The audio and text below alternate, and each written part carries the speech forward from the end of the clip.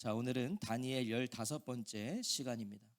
지난 시간에 우리는 나라의 위기 속에서 더럽고 추악한 잔치를 베풀었던 벨사살 왕을 봤어요. 나라가 위기였어요. 지금 페르시아 군대가 바벨론 제국을 둘러싸고 포위하고 있었고요. 또 이 벨사살의 아버지는 이미 포로가 되어 잡혀 있었고요. 나라가 위기 속에 있었는데 그는 난잡한 잔치를 벌였다고요. 그 잔치에서 벨사살은요, 느부갓네살 왕을 필두로 그 어떤 왕도, 심지어 자신의 아버지 나보니도스도 하지 않았던 악행을 저질러요. 그 악행이 무엇이었습니까? 2절에 보니까, 자, 우리 2절 한번 볼까요? 2절. 그 악행이 뭐였는지, 그 어떤 왕도 하지 않았던 짓을 했죠. 자, 2절 같이 읽겠습니다. 시작. 벨사살이 술을 마실 때에 명하여 그에 붙인 느부갓네살이 예루살렘 성전에서 탈취하여 온 금, 은 그릇을 가져오라고 명하였으니 이는 왕과 귀족들과 왕후들과 후궁들이 다 그것으로 마시려 함이었더라. 벨사살은 오래전 느부갓네살 왕이 예루살렘 성전에서 가져온 그 그릇, 하나님을 예배하는 데 사용했던 그 그릇을 가지고 술잔으로 사용하고자 했죠. 그 거룩한 그릇으로 술을 퍼마시기 위해서 가져오라고 했어요. 그리고 그 자리에서 금, 은, 노, 쇠, 나무, 돌로 만든 신들을 찬양까지 했죠. 그러니까 이 술판을 우상 숭배로까지 연결시켜 버렸다고요. 하나님을 정면으로 모독하는 행위를 그는 벌였습니다. 자신이 느부갓네살 왕보다 위대함을 과시하고 싶었던 그 과욕에서 비롯된 참상이었어요. 내가 느부갓네살 왕도 하지 않았던 그 일을 내가 하겠다는 거죠. 과시하고 싶었어요. 자, 그런 벨사살을 더 이상 두고 볼 수 없으셨던 하나님은요, 손가락으로 벨사살 왕과 그 자리에 모여있던 모든 권력자들이 볼 수 있도록 이 흰 석회벽에 글자를 쓰고 사라지시죠. 하나님이 손가락으로 글자를 쓰고 사라지세요. 그리고 그것은 벨사살 왕에게 큰 두려움을 안겨주었습니다. 그렇지 않았겠어요? 우리라고 안 그랬겠어요? 우리 이렇게 예배드리고 있는데 갑자기 손가락, 그게 이제 손가락인데 더 이렇게 원어로 보면 우리 여기 손목까지예요. 손목까지. 이렇게 손목까지밖에 없는 이 손이 나타나서 글씨를 썼다는 거예요. 이 공포에 떨던 벨사살은요, 바벨론의 모든 지혜자들을 불러 그 글자를 읽게 하고 해석하게 하지만 아시다시피 누구도 그것을 읽기조차 할 수 없었어요. 참 그게 희한한 거예요. 아무도 그걸 읽을 수도 없는 거예요. 그 글자를 읽어내질 못해요. 벨사살 왕은요, 죽음과 같은 절망에 빠지죠. 누구도 저걸 해석하지 못하니까. 그런 왕실의 이야기를 전달받은 벨사살의 어머니 또는 벨사살의 할머니 되는 이 왕비가 찾아와서 바벨론에서 잊혀졌던 인물, 당시 벨사살과 그 자리에 있었던 권력자들 누구도 기억하지 못했던 인물, 바로 다니엘을 언급했죠. 그리고 다니엘을 부르라고 그랬어요. 왜? 다니엘은 저 모든 것들을 읽고 해석해 줄 수 있을 것이다. 자, 그리고 이어지는 게 이제 오늘 본문입니다. 다니엘을 기억하고 있던 왕비 덕분에요, 지금 23년여 만에, 지금 느부갓네살 왕이 죽고 한 23년이 흐른 거예요. 23년여 만에 80대의 다니엘이 다시 바벨론 제국 전면에 등장하게 된 거예요. 지금 우리 그 다니엘이 바벨론에 그 10대 때 왔어요. 한 14살? 자, 그리고 80대가 됐으니까 어마어마한 시간이 지금 흐른 거죠. 자, 13절 다시 한번 우리 같이 읽어볼까요? 13절 시작. 이에 다니엘이 부름을 받아 왕의 앞에 나오매 왕이 다니엘에게 말하되 내가 나의 부왕이 유다에서 사로잡아온 유다 자손 중에 그 다니엘이냐. 자, 이 13절 말씀을 우리가 잘 봐야 되는데요, 이 다니엘에 대한 왕의 말과 태도에서 우리는 몇 가지 정보를 얻게 돼요. 지금 이 말 통해서. 자, 먼저 벨사살도 다니엘을 알았어요? 몰랐어요? 알았단 말이에요. 보세요. 앞서 다니엘에 대한 왕비의 소개를 보면, 왕비가 소개할 때, 다니엘을 소개할 때 보면요, 어디에도 그가 유다에서 사로잡혀온 포로 출신이라는 말이 없었어요. 말하지 않았다고요, 왕비는 그런 말. 그런데 자, 그것도 그 포로로 잡혀온 거 지금 거의 70여 년 전이죠. 80세가 됐으니까 14살에 와서 80세가 됐으면 지금 70여 년 일이라고요. 다니엘은 10대의 바벨론 제국의 포로로 끌려와서 이제 유다보다 바벨론에서 산 날이 더 많은 노인이 됐다고요. 그렇죠? 내 고향 유다보다 지금 더 많이 살았어요, 여기서. 그런데 다니엘을 보자마자 뭐라 그랬어요? 네가 나의 부왕이 유다에서 사로잡아온 유다 자손 중에 그 다니엘이냐? 라고 합니다. 다니엘을 익히 들어 알았단 거예요. 알았지만 그를 무시하고 있었다는 걸 말해주는 거예요. 그를 무시하고 있었어요. 오래전 느부갓네살 왕은요, 다니엘을 인정하고 높여서 그를 박수장, 오늘 보면 바벨론 지혜자들의 어른으로 삼아줬어요. 그렇죠? 기억나시죠? 느부갓네살 왕이 다니엘을 이 지혜자들의 어른 삼았다고요. 박수장 되게 했다고요. 그런데 벨사살은 다니엘은 그저 바벨론에 끌려온 포로로 비하하고 있는 거예요. 너 포로잖아. 비하하는 거죠. 그래서 다니엘을 알았지만 그를 찾지도 않았고요, 그를 부르지 않았던 거예요.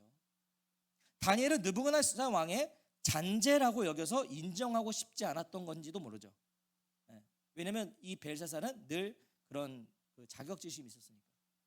늘 자신은 그냥 언제나 2인자, 3인자 여겨지니까 느부갓네살 왕의 잔재는 내 앞에 올 수 없어. 늘 그렇게 생각했을 수도 있어요. 자, 우리는 벨사살 왕이 얼마나 교만하고 오만했는지를 다시 한번 볼 수 있는 거죠. 그는 정말 교만했어요. 벨사살은 정말 오만했어요. 우리는 80대가 된 다니엘을 통해서요, 하나님의 부르심과 일하심에는 그 어떤 것도 방해가 될 수 없다는 걸 볼 수 있어요. 그러니까 우리 교회는 제가 나이가 많아서 이런 거 없어요. 다니엘 지금 80대에도 지금 쓰임 받잖아요. 모세는요. 우리 교회는 하여튼 다 그냥 하시는 거에 계속 70, 80, 90까지 90은 제가 좀 봐드릴게요. 90은 80까지는 우리가 전부 다. 그렇다고 또 목사님 80대까지는 목사님도 담임 목사 하세요. 그거는 법적으로 안 돼요. 자, 보세요. 나이가 들어 기력이 쇠해도 하나님은 사용하세요. 아멘. 사용하시잖아요, 하나님이. 여전히 다니엘을 쓰신다고요. 중요한 건 바벨론 제국에서 70여 년을 살았지만, 다니엘이 지금 70여 년을 살았지만 그는 벨드사살이 아니라 누구로 살아요? 다니엘로 살고 있단 말이에요. 이게 중요하다는 거죠. 모든 것이 하나님에게서 비롯된 것임을 그는 알았어요. 그래서 그 하나님을 바라보며 그 하나님의 방법과 방식을 따라 살아가는 자를요, 하나님은 언제든 불러 사용하시는 거예요. 능력과 실력으로 쓰시는 게 아니라 하나님을 바라보며 하나님의 방식과 하나님의 방법으로 살아가는 사람을, 그가 나이가 많던 적던, 그가 어떤 능력과 뭐가 있던 그런 거 상관없이 하나님 불러서 사용하신다. 그 하나님께 남김없이 쓰임받는, 그렇게 그냥 닳아서 없어지는 그런 믿음의 사람들이 되시기를 바랍니다. 닳아서 없어져야죠. 닳아서. 다니엘에 대한 벨사살 왕의 폄하는요, 계속돼요. 자, 14절 보세요. 내가 내게 대하여 들은즉 네 안에는 신들의 영이 있으므로 내가 명철과 총명과 비상한 지혜가 있다 하도다. 자, 바벨론 제국에서 다니엘이 어떤 존재인지, 무슨 일을 행했는지 알면서 지금 뭐라 그래요? 내가 내게 대하여 들은즉. 자, 이거 그냥 제가 쉽게 표현하면 이런 것 같아요.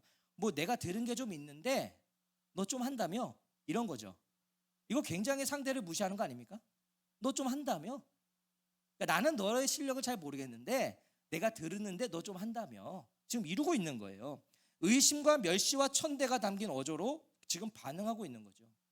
심지어 앞서 왕비는 느부갓네살 왕의 말을 인용하여서 분명히 말했어요. 왕비가 11절에 보세요. 왕의 나라에 거룩한 신들의 영이 있는 사람이 있으니 라고 했다고요. 이것은 느부갓네살 왕이 오래전에 한 말이에요. 그걸 인용해서 했단 말이죠. 그런데 벨사살은 지금 뭘 뺐어요? 의도적으로 거룩한을 빼버려요. 그냥 단순히 신들의 영만을 언급하고 있어요. 이건 뭐겠습니까? 하나님의 사람 다니엘을 평가절하해버린 거예요. 거룩한 신들의 영인데 그것은 곧 하나님을 말씀하는 거였는데 그걸 빼버렸다고요. 바벨론의 대단한 지혜자들, 바벨론 신들을 믿고 섬기며 그 능력으로 먹고 살아갔던 그 자들을 불러 모아서 이 석회벽에 쓰인 글자 해석해보라 그랬는데 읽지도 못하고 해석도 못했다는 거예요. 아무도 못했다는 거죠. 그런데 당신이라고 할 수 있겠어? 라는 뉘앙스인 거예요. 지금 당신 할 수 있겠어? 자, 15절과 16절 읽어보겠습니다. 15절 16절 시작. 지금 여러 지혜자와 술객을 내 앞에 불러다가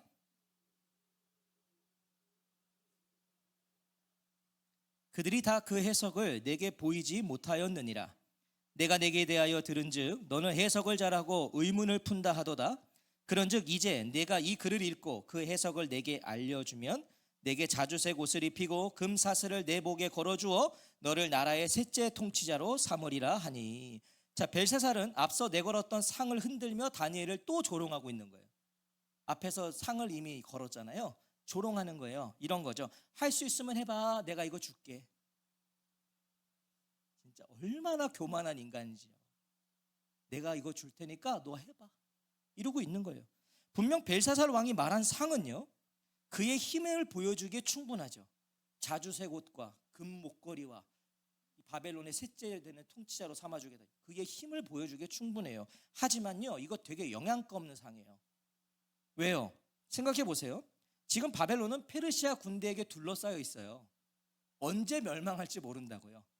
이 바벨론의 진짜 왕인 벨사살 왕의 아버지는 지금 포로가 되어 있어요, 이미. 여러분, 그런 나라에서요, 권위와 권력의 상징인 자주색 옷, 금사슬, 그리고 나라의 셋째 통치자가 무슨 의미가 있어요? 언제 이 나라가 무너질지 모르겠는데, 지금 언제 사라질지 모르는 상을요, 벨사살은 대단한 상인 것처럼 우쭐대고 있었던 겁니다. 지금 아주 교만은 정말 모든 걸 마비시키는 마취제와 같은 것 같아요. 교만하면요, 아무것도 안 보이는 거예요. 자기도 못 보고 남도 못 보고 그냥 자기가 그냥. 교만하지 않으시기 바랍니다. 여러분, 저를 위해서 제일 많이 기도하셔야 될 건 뭐겠어요? 교만하지 않게. 자, 우쭐거리는 벨사살 왕에게 드디어 다니엘이 처음으로 입을 열어 말해요. 여러분, 다니엘 불러놓고요, 지금까지 벨사살 지만 얘기했어, 계속. 자, 처음으로 다니엘이 입을 여는데, 자, 17절 같이 읽겠습니다. 시작. 다니엘이 왕에게 대답하여 이르되 왕의 예물은 왕이 친히 가지시며 왕의 상급은 다른 사람에게 주옵소서. 그럴지라도 내가 왕을 위하여 이 글을 읽으며 그 해석을 아뢰리이다. 자, 다니엘은 먼저 담대하게 그리고 겸손하게 왕의 상을 거절해요. 담대하게, 근데 굉장히 겸손하게 거절합니다. 다니엘은 이미 바벨론의 멸망을 알아요. 왜? 자기가 느부갓네살 왕의 그 두 꿈을 자기가 해몽한 사람이에요. 장본인이라고요. 바벨론 하나님이 멸망시키신다 했어요. 알고 있다고요. 그런 바벨론 제국의 대단한 한 자리는 그에게는 아무 의미가 없는 거죠. 이거 무너질 나라인데 뭐 거기서 셋째 통치자 무슨 의미가 있어. 자, 그리고 무엇보다 다니엘은요, 그런 상이 없어도 꿈을 해석해야 되고 글자를 해석해야 되는 사람이에요. 그런 상이 없어도. 왜? 그것이 하나님이 다니엘에게 모든 환상과 꿈을 깨달아 아는 능력을 주신 이유기 때문이에요. 하나님이 그래서 능력 주셨단 말이죠. 왜? 그 일을 해야 되니까. 하지만 다니엘이 벨사살처럼요, 명예욕과 재물욕이 강한 사람이었다면, 다니엘이 그런 사람이었다면 좋은 게 좋은 거라고, 그렇지 않으시겠어요? 좋은 게 좋은 거라고요, 왕의 상을 받았을 겁니다. 왜냐면 난 어차피 이거 해줘야 되거든. 근데 해줄 거면 이왕이면 또 큰 상도 받으면 좋잖아요. 그렇지 않겠어요? 다니엘은 거절한다니까요. 거절해요. 그 엄청난 상을 거절해요. 받을 수 있는데. 다니엘이 돈과 명예가 필요하지 않아서가 아니죠. 왜 필요 없겠어요, 다니엘도. 다니엘은 그런 물질적 보상으로 움직이는 사람이 아니었다. 그런 걸로 움직이지 않았다. 다니엘은 그런 사람이 되고 싶지 않았다. 그런 사람으로 비춰지고 싶지도 않았다. 다니엘이 바벨론 제국에서 지혜자로 살아가고 있었던 건 하나님의 부르심이에요. 그렇죠? 하나님의 뜻과 계획이었어요. 그가 선택했나요? 아니요. 그는 그냥 포로로 끌려왔는데 하나님은 그를 예비해 두셨단 말이죠. 하나님만 드러나셔야 되죠. 절대 상 때문에 해석하는 것으로 보여지면 안 되잖아요. 더군다나 해석 능력은 자신의 실력이 아니잖아요. 다니엘이 뭐 이렇게 실력이 있어요? 아니잖아요. 하나님이 주신 은사잖아요.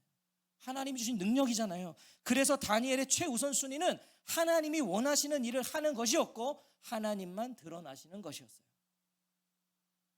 그 일을 위해서라면 돈과 명예도 과감히 거부해야 했던 거예요. 다니엘. 내가 저 상 때문에 이걸 했다고 여겨지고 싶지 않았던 거예요. 그렇게 비춰지면 안 되는 거죠. 성도는 돈 때문에 움직이는 사람들이 되어서는 안 됩니다. 목사만 그런 게 아니라 성도도 돈 때문에 움직이는 사람으로 비춰져서는 안 되는 거예요. 세상에. 그러면 그들은 우리도 돈으로 장난질할 거예요. 돈으로 우리를 움직이려고 할 거예요. 자, 그리고 그렇게 되면 우리가 전하는 복음이 희석되겠죠. 의심받겠죠. 성도는 돈과 명예가 아니라 믿음과 신앙으로 움직여야 됩니다. 그때 진짜가 되는 거죠. 야, 내가 이렇게 주는데 너 안 해? 저는 안 하겠습니다. 그렇게 말할 수 있어야겠죠. 그게 불의한 거라면, 그게 하나님의 뜻이 아니라면 과감히 내려놔야겠죠. 저와 성도님들이 각자의 자리에서 그렇게 비춰지고 그렇게 드러나시기를 주님의 이름으로 축복합니다.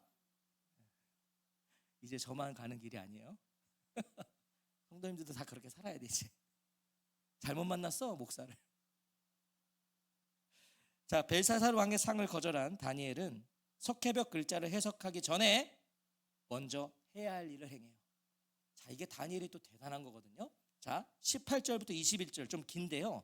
우리 읽어봐야 됩니다. 18절부터 21절 같이 읽겠습니다. 시작.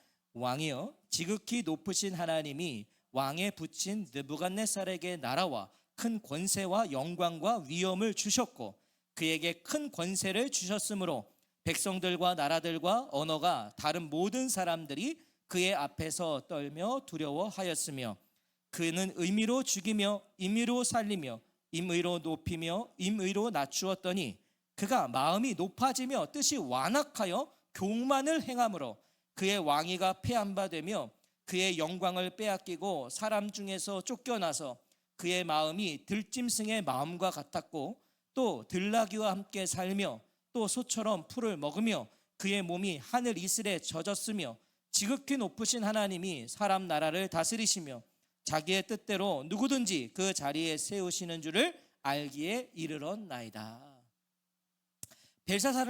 다니엘은 지금 벨사살 왕의 선조 느부갓네살 왕이 교만과 욕망으로 패망했던 4장에서 이야기를 들려주는 거예요. 우리가 지금 거쳐왔잖아요. 4장에서 느부갓네살이 어떻게 망했는지 우리 봤잖아요. 자, 그러면서 느부갓네살 왕에게 그랬던 것처럼 이번에도 하나님을 먼저 고백합니다. 여러분, 다니엘은 늘 하나님을 먼저 고백해요. 자, 18절 보세요. 왕이여, 지극히 높으신 하나님이 벨사살에게도 지금 하나님을 전하는 거예요. 다니엘은 느부갓네살에게도 하나님을 전했듯이 벨사살 왕에게도 하나님을 전해요. 하나님을 알아야 살 수 있다는 걸 가르쳐주고 싶었던 거예요. 하나님 알아야 산다. 느부갓네살 왕도 그랬어요. 하나님을 몰라 하늘 높은 줄 모르고 살았죠. 그렇죠? 하늘 높은 줄 모르고 살았잖아요. 그가 꾼 두 번째 꿈 기억나세요? 하늘에 닿아 있는 나무요. 그게 그 자신의 마음이었죠. 금신상은요, 자기가 그렇게 자아상이었잖아요. 그런 사람이었어요. 자신의 나라와 큰 권세와 영광과 위엄이 하나님께로부터 왔음을 그는 알지 못하고 교만하고 오만하게 살았어요. 그가 얼마나 오만하고 교만했는지는 사람의 생명을 소중히 여기지 않은 걸로 알 수 있는 거예요. 그는 사람의 생명을 소중히 여기지 않았어요. 생명의 주인은 하나님이신데 자기 마음대로 죽이고 자기 마음대로 살렸어요. 주인이 하나님이신데 자기 마음대로 사람을 높이고 낮췄다고요. 그게 느부갓네살의 교만이에요. 자기가 마음대로 했어요. 사람을, 생명을. 하나님은 그런 교만하기 짝이 없는 느부갓네살에게 그의 힘과 능력으로도 어찌할 수 없는 죽음과 같은 시간을 부여하셨죠. 하나님이. 기억하세요?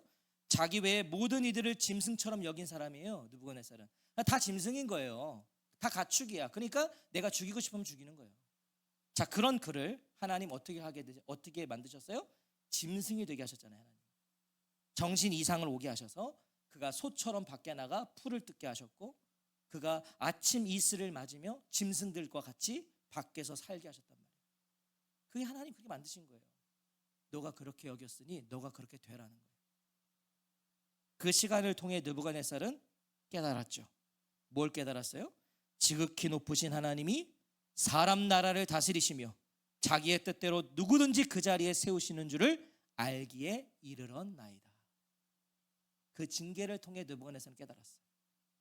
제가 늘 자주 말씀드린 농담처럼 조직의 쓴맛을 봐야 깨닫는 거예요. 그 조직의 쓴맛을 봐야 돼요. 그 사람의 신앙이 자라요. 그 사람이 성숙해져요. 뭐예요? 바벨론 제국의 가장 위대한 왕으로 여겨지는 느부갓네살 왕도, 여러분 바벨론 제국의 최고의 왕은 느부갓네살이에요.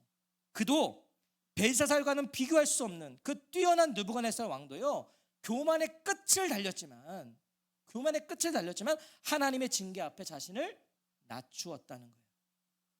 느부갓네살도 자기를 낮추었다. 그런데 벨사살은 술판을 벌여 하나님의 그릇을 술잔 삼고 우상 숭배를 행함으로 하나님을 모독했다고요. 바벨론 왕으로서 가장 위대한 왕 느부갓네살이 당한 일을 벨사살이 몰랐을 리가 없죠. 그렇지 않겠어요? 바벨론 하면 느부갓네살인데 그가 당한 일을 모를 수가 있겠냐고요. 알면서도 그랬다는 거예요. 이게 벨사살 왕의 정말 치명적인 죄악이에요. 알면서도 했어요. 알면서. 22절 23절 읽어볼까요? 22절 23절 시작. 벨사살이여, 왕은 그의 아들이 되어서 이것을 다 알고도 아직도 마음을 낮추지 아니하고 도리어 자신을 하늘의 주제보다 높이며 그의 성전 그릇을 왕 앞으로 가져다가 왕과 귀족들과 왕후들과 후궁들이 다 그것으로 술을 마시고 왕이 또 보지도 듣지도 알지도 못하는 금, 은, 구리, 쇠와 나무, 돌로 만든 신상들을 찬양하고 도리어 왕의 호흡을 주장하시고 왕의 모든 길을 작정하시는 하나님께는 영광을 돌리지 아니한지라. 다니엘은 왕에게 죄인의 말로가 어떠한지를 알면서도 어째서 계속 그 길을 걷고 있느냐고 책망하는 거예요. 여러분, 지금 다니엘이요, 목숨 걸고 하고 있는 거예요. 누가 감히 벨사살 왕 앞에서 담대하게 이렇게 선포할 수 있겠어요? 왜 그렇게 언제까지 오만방자한 삶을 살겠냐는 거예요. 감히 벨사살 왕 앞에서. 사랑하는 성도 여러분, 벨사살의 가장 큰 잘못은 뭘까요? 오늘 본문에서 말씀하는 게, 벨사살 왕의 가장 큰 잘못은 그가 역사를 통해 배우지 못했다는 거예요. 역사를 통해 배우질 못했어요. 벨사살은 역사를 알아야 됐고요, 그 역사로부터 배웠어야 된다고요. 느부갓네살 왕이 이미 당했잖아요. 하나님이 건드셨잖아요. 거기서 배웠어야죠. 선조 느부갓네살이 뭐 때문에 하나님의 진노를 샀고 어떻게 징계를 받았는지를, 그리고 후에 그가 어떤 고백과 삶을 살았는지를 벨사살은 들은 만큼, 자기가 아는 만큼 가슴 깊이 새기며 살았어야 돼요. 하지만 벨사살은요, 조금도 배우지 못했어요. 그리고 이것이 바벨론 제국이 멸망할 수밖에 없었던 이유가 되는 거예요. 이게 하나님은 느부갓네살에게도 기회를 주셨고 분명 벨사살에게도 기회를 주셨을 거예요. 그러나 그는 배우지 못했어요. 유한한 인생은요, 역사를 통해 배워야 됩니다. 유한한 인생. 하지만 어리석은 인간은요, 역사를 통해 배우지 않는 것을 배워요. 그게 인간이에요. 역사를 통해 배우질 않는데 인간들은 또 그걸 배워요. 역사를 통해 배우지 않는 걸 배워요. 그래서 역사는 반복되는 거예요. 계속 반복되고 있는 거예요. 역사는요. 세상은 날로 악해져만 가는 거죠. 왜? 배우지 않는 걸 배우니까. 모든 인간들은. 느부갓네살이 깨달았던 그 유일한 한 가지, 느부갓네살이 교만했어요. 오만했어요. 근데 그는 깨달은 유일한 한 가지가 있어요. 하나님이 높으신 분이야. 하나님은 하늘에 계신 분이야. 내 위에 계신 분이야. 그 유일한 한 가지를 벨사살이 깨달았다면 얼마나 좋았을까요?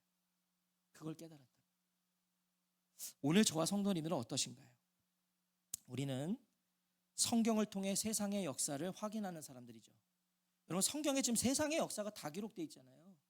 우리 그걸 보고 있는 사람들이잖아요. 확인하는 사람들이에요. 오늘도 반복되는 세상의 역사를 우리는 지금 보고 있잖아요. 이 세상에 지금 다 반복되고 있는 거 아닙니까?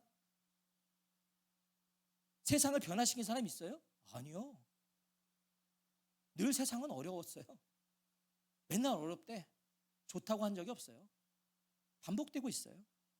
우리 개인의 인생에도요, 많은 역사들이 있어 왔죠. 그렇지 않으세요? 우리 다 다른 역사를 갖고 계시잖아요. 똑같은 게 하나도 없어요. 우리는 그런 역사를 우리가 다 경험했다고. 우리 개인적으로도 우리는 이 모든 역사를 통해 배우고 있는 사람들인가요? 지금 배우고 계세요? 뭘 배우셨어요? 무엇을 깨달으셨죠? 성경의 역사와 세상의 역사와 나 개인의 역사를 통해 뭐 깨달으셨어요? 그런데 왜 우리는 여전히 교만하고 오만하고 거짓되고 악한 것일까요? 벨사살처럼 말이죠. 보겠습니까? 배우지 못한 거죠. 배우지 못한 거예요. 넘어졌을 때 하나님 살려달라고 살려주셨더니 또 그 짓을 하는 게 우리잖아요. 또 그 길을 가는 게 우리잖아요. 배우지 못하는 거예요. 반복되는 역사 속에서 여전히 그 역사를 주관하시고 다스리시며 이끌고 계시는, 그 뜻과 계획을 이루어가고 계시는, 우리의 호흡을 주장하시고 우리의 모든 길을 작정하시는 하나님을 우리가 놓치고 있다는 거예요. 그래서 우리가 배우지를 못하는 거죠. 여러분 생각해 보세요. 세상은 계속, 역사는 반복돼요. 그렇죠? 계속 반복돼요. 계속 악해요. 세상은 계속 악해져요. 근데 유일한 한 분이 계시죠. 우리 하나님. 우리 하나님은 그 반복되는 역사 속에서도 하나님은 변하지 않으시고 여전히 하나님으로 그 역사를 이끌고 계시죠. 그래서 망하지 않는 거예요. 이 세상을 보면 망해야 돼요. 우리를 보면 망해야 돼요. 대한민국을 지금 보세요. 이 나라 지금 국민들을 보세요. 망해야죠. 근데 망하지 않아요. 죽지 않아요. 하나님이 그 안에서도 여전히 하나님은 하나님으로 역사하고 계시거든요. 뭘 봐야 되고 뭘 배워야겠습니까? 우리가 이것을 다 알고도 아직도 마음을 낮추지 아니하고 도리어 자신을 하늘의 주제보다 높이며 살아가는 우리의 걸음이 멈추어지는 이 밤이 되기를 주님의 이름으로 축원합니다. 여러분, 다 알고도 아직도 마음을 낮추지 않는 사람이 되어서는 안 되겠죠. 도리어 자신을 하늘의 주제보다 높이며 살아가면 안 되겠죠. 오늘 이 밤에 그런 우리의 모든 걸음이 멈춰지기를 다시 한번 축원합니다. 멈추셔야 됩니다. 더 나아가시면 안 돼요. 오늘 그 은혜가 있으시기를 소원합니다. 아멘.